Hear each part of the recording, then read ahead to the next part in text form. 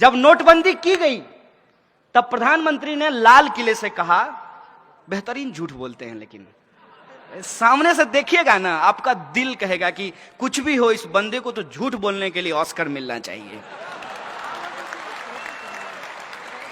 Mic पे खड़ा होकर के उन्होंने कहा कि नोटबंदी के बाद 3 लाख करोड़ रुपया काला धन वापस आया है। तो 3 लाख करोड़ अगर काला धन वापस आया है, लॉजिक लगाइएगा, हम मोदी जी का विरोध नहीं कर रहे हैं, अपना तर्क इस्तेमाल कीजिएगा। तो मेट्रो बनाने के लिए 1 लाख करोड़ जापान से कर्जा लेने की जरूरत है? सोचिए ना सर, सोचिए, समझ में आ जाएगा। अरे कोई जन्मजात मोदी विरोधी थोड़ी हम पैदा हुए थे, उनका विरोध करने में मजा थोड़ी आता है। It's bad job, it's not a good job.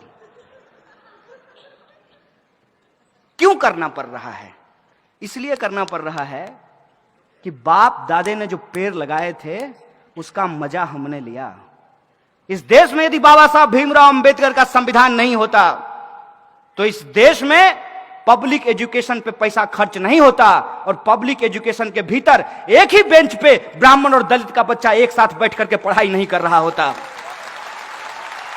यह है संविधान की ताकत।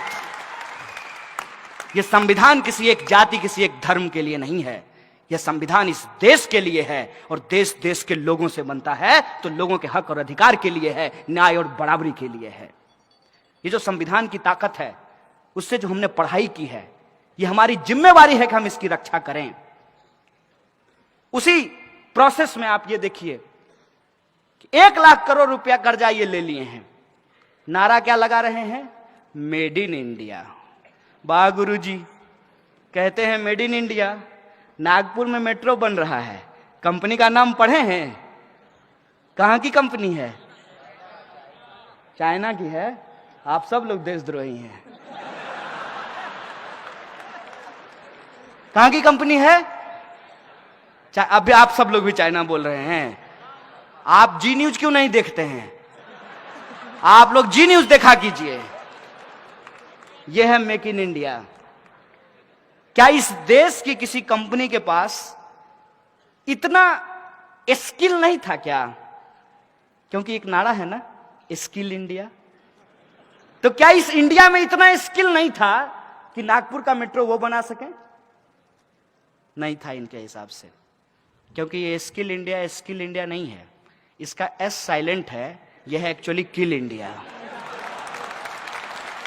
और नोटबंदी से इस देश के छोटे छोटे जो उद्योग धंधा करने वाले लोग थे, जो छोटे छोटे व्यापारी थे, उनके उद्योग धंधों को तबाह कर दिया गया, और पैसा आपसे लेकर के पूंजीपतियों को दे दिया गया।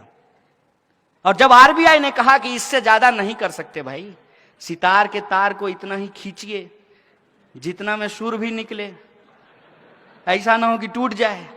उर्जित पटेल कहा ओके बाय बाय। यह है इस देश के इंस्टीट्यूशन की हालत। एक एक इंस्टीट्यूट को आप उठा करके देख लीजिए। आप चुनाव आयोग को देख लीजिए, आप सीबीआई को देख लीजिए, आप आरबीआई को देख लीजिए, और आप पब्लिक सेक्टर यूनिट जो है उसकी स्थिति देख लीजिए। हर पब्लिक सेक्टर यूनिट को कहा गया कि आपको शौचालय बनवाने हैं, लेकिन शौचालय बनाएगा कौन? आरएसएस के 600 संगठन हैं, 600, और किसी को ठेका नहीं देना है। किसको देना है? यदा सदा वत्सल्य, सुबह सुबह जो जाकर के करेंगे उसको ही ठेका देना है। और वो क्या किया? वो सुबह में बाथरूम बनाया, शाम में लेकर के घर गया।